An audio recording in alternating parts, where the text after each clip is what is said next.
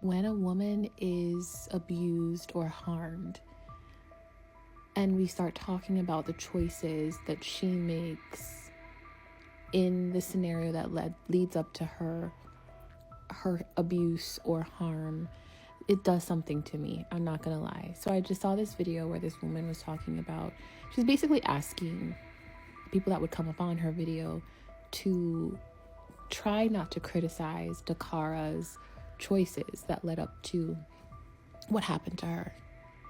And I think for me, whenever I hear about some tragedy happening to a woman, any woman, my brain immediately goes to focus on the harm. I want to focus on what was done to them, because I think that women already are such an abused class that when we start to divulge into these other conversations about the choices that lead up to these things happening to us, we're already at a disadvantage. The man accused of murdering 19-year-old Dacara Thompson will remain in jail until his trial. Hi, I'm Jasmine Golden, a reporter at the Washington Post. Here at Prince George's County District Court, Hugo Hernandez Mendez's attorney didn't argue for his release, but asked that he remain held without bond.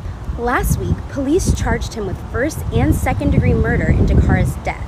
Hernandez Mendez has been in police custody since his initial arrest, but appeared in court Monday for a scheduled bond review hearing. His public defender waived the reading of his charges in court and didn't contest his no bond status, so he will remain in jail.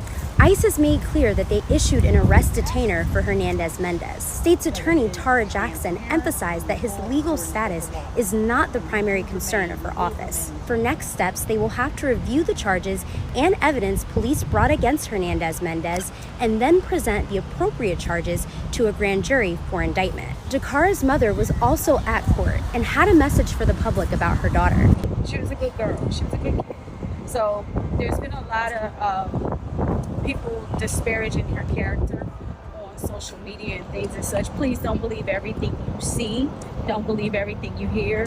Out of respect for the family and us grieving, please, approach everything with grace. We would appreciate that. You feel a chill run down your spine as police quietly reveal what they uncovered after cracking the suspect's phone. Evidence pointing to more victims than anyone imagined. In the early hours of August 23, neighbors in Hyattsville, Maryland, sensed something was wrong but could not have guessed the horror unfolding next door. By the end of that night, 19-year-old Dara Thompson would vanish. Her family left frantic when she failed to return home from a simple gas run. Days later, troopers discovered her body 30 feet below a small bridge along Route 50 near Annapolis, her skull and face shattered. Detectives quickly focused on Hugo Hernandez Mendez, a housemate in the quiet neighborhood where Dara was last seen. Search warrants exposed a bedroom streaked with blood, a broken fingernail, strands of hair, and a collection of women's lingerie and underwear that did not belong to Dara. Neighbors whispered about the grim implications, wondering if these were trophies from other attacks.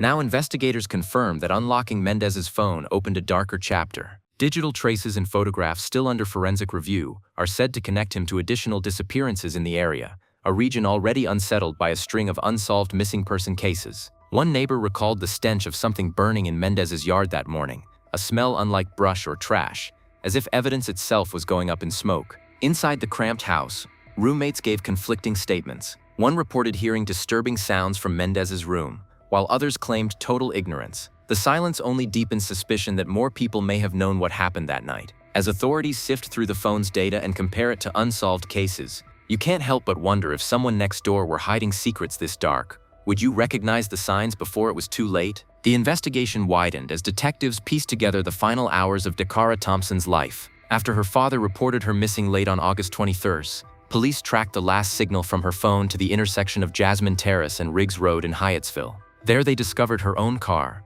untouched and full of gas, a detail that puzzled investigators from the start. Why would she willingly leave her vehicle behind to ride with Hugo Hernandez Mendez, a man she barely knew, and abandon her purse, identification, and phone? That unanswered question became the first of many troubling gaps in the timeline. Forensic teams soon found more than location data. Inside Mendez's small rental home, search warrants uncovered a chilling scene.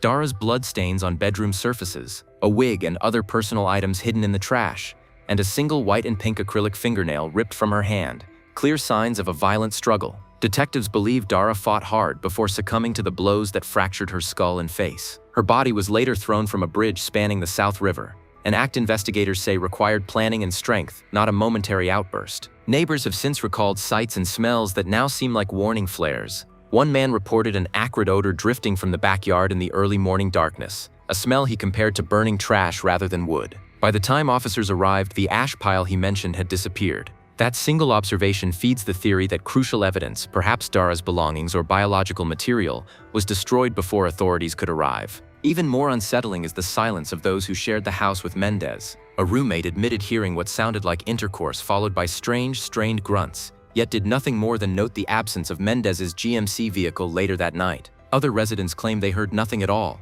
though the violence of Dara's final moments makes that hard for many to believe. As these details emerge, you're left to wonder whether the truth lies only with Mendez, or if those who lived under the same roof are keeping secrets that could explain how a young woman's life ended so brutally. Detectives press deeper into Hugo Hernandez Mendez's past, uncovering a pattern of reckless behavior that now feels like a series of missed warnings. Public records show multiple arrests for drunk driving, open container violations, and even driving on a suspended license. Each incident ended with little more than fines and brief court appearances, allowing him to return to the streets again and again. To Dacara Thompson's family, these lenient outcomes feel like critical failures. Her mother has spoken publicly about the frustration of learning that someone with such a record was still free, insisting that if earlier offenses had been handled more firmly, her daughter might still be alive. Meanwhile, the home Mendez shared with relatives and roommates remains under a microscope. Federal immigration agents unexpectedly arrested one male relative during the investigation, a move that shocked the household and deepened speculation.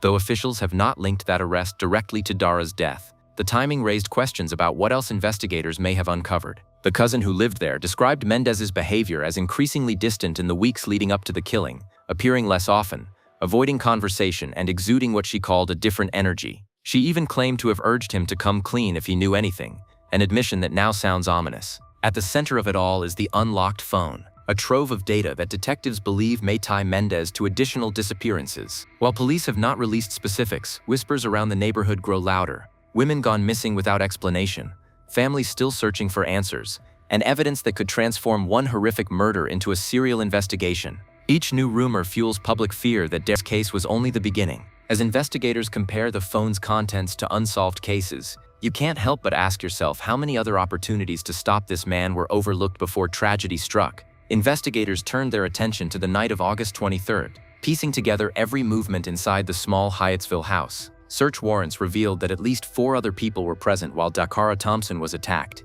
yet only one roommate admitted to hearing anything unusual. That roommate described muffled sounds of intimacy followed by a sharp, unsettling grunting enough to spark a fleeting suspicion that someone wasn't a willing participant. Hours later, they noticed the suspect's GMC missing from its usual spot, an oddity given that Hugo Hernandez Mendez rarely left the house on Saturdays. 2 other roommates claimed total ignorance, explaining that their bedrooms sat on the far side of the home. Detectives questioned them repeatedly, but their statements never wavered. They heard nothing, saw nothing, and knew nothing. A cousin living there offered more context, saying Hugo had grown reclusive in the weeks before Dara's death. She remembered him slipping in and out at odd hours and avoiding conversation, a shift that now feels like a warning she didn't recognize. When officers asked about the night itself, she insisted she was asleep and had no knowledge of violence. Neighbors remained skeptical. The violence that left Dara with skull and facial fractures would have generated unmistakable noise, a struggle, a scream, or the impact of repeated blows. Community members questioned whether the silence from inside was a protective shield or genuine ignorance. The unanswered question lingers. Could an entire household truly miss such brutality, or are they concealing what they know? As police sift through digital evidence from the unlocked phone, each roommate's testimony is weighed against call logs, messages, and location data. If the device reveals activity that contradicts their stories, investigators could pursue accessory charges. And you're left to wonder, if you were in that house, would you risk everything to tell the truth, or stay quiet and hope no one finds out? The timeline of Dacara Thompson's disappearance sharpened further once detectives mapped her final known movements. On the night of August 22, she told her father she was stepping out to get gas and would be back shortly.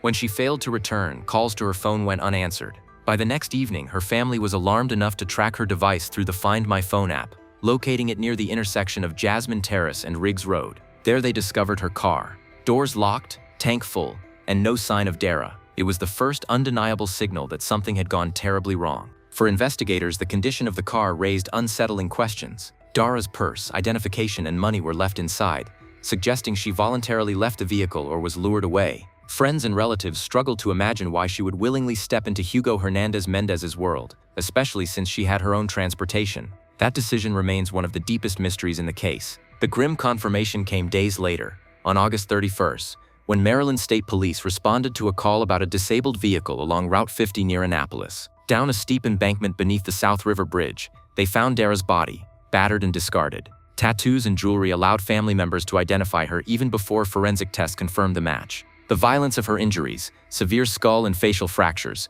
told detectives that the attack inside Hugo's bedroom was both brutal and prolonged. With each detail, the contrast between Dara's ordinary evening plans and her horrific end becomes starker. Investigators believe Mendez transported her body in his GMC during the early morning hours, a calculated move to delay discovery and obscure evidence. Yet the presence of blood, hair, and other traces in his room left a trail that technology and the unlocked phone could not hide. As authorities continue to connect the digital clues to physical evidence, you're left to ask, how did a quick trip for gas spiral into a night of terror that no one in her life saw coming? As investigators combed through Hugo Hernandez Mendez's unlocked phone, new layers of dread emerged for the community. Digital forensics revealed photographs and contact histories that hinted at women beyond Dacara Thompson, names and images still being matched to missing person reports. Though officials have not released specifics, the quiet confirmation that more victims have been identified sent a shockwave through Hyattsville and surrounding towns already rattled by unexplained disappearances.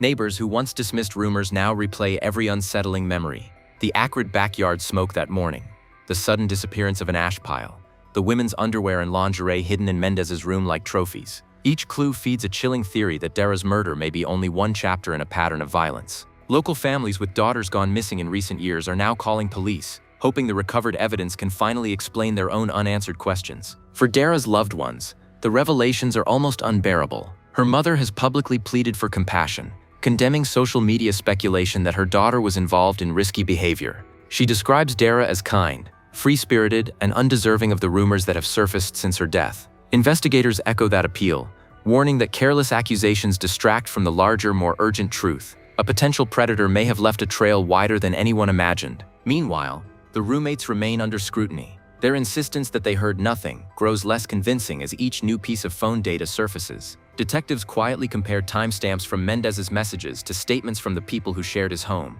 looking for even the smallest contradiction that could justify accessory charges. The larger question now grips the neighborhood. And if the unlocked phone connects Hugo Hernandez Mendez to multiple victims, how many more families are still waiting to learn the fate of their missing daughters? And will those secrets surface before more lives are lost? Court proceedings now loom as the final public stage of a case that has already shaken an entire region. Hugo Hernandez Mendez sits in jail without bond. His next hearing scheduled for October 8. Prosecutors have charged him with first and second-degree murder, and federal immigration authorities have issued a detainer, labeling him a criminal illegal alien. Behind closed doors, investigators continue to sift through the unlocked phone every photo, message, and geolocation ping, searching for connections to unsolved disappearances across Maryland and beyond. The evidence gathered so far paints a picture of calculated brutality. Detectives believe Dacara Thompson was killed in the early morning hours of August 23 inside Mendez's bedroom, where they later found blood, hair, and a broken fingernail torn off in a desperate fight. They say he then drove her body to the South River Bridge and threw her over the side, a deliberate attempt to hide the crime. Each revelation reinforces the sense that this was not an impulsive act, but a carefully executed plan. For neighbors and families of the missing, the investigation has become a grim waiting game. Rumors swirl that the phone's contents could expose links to other women who vanished under mysterious circumstances. Some locals now wonder whether past warnings, Mendez DUIs, his reckless driving, the eerie smell of burning evidence were all signs ignored until it was too late. Dara's family, meanwhile, endures a grief that no court verdict can erase. Her mother pleads for respect, asking the public to remember her daughter as a kind, free-spirited young woman rather than a headline or rumor. Yet the unanswered questions hang heavy. How many secrets remain on that phone? And how far does this trail of violence really stretch? As the October hearing approaches, and investigators quietly compare digital clues to cold cases, you're left with the uneasy thought: if someone capable of such horror lived in your neighborhood, would you recognize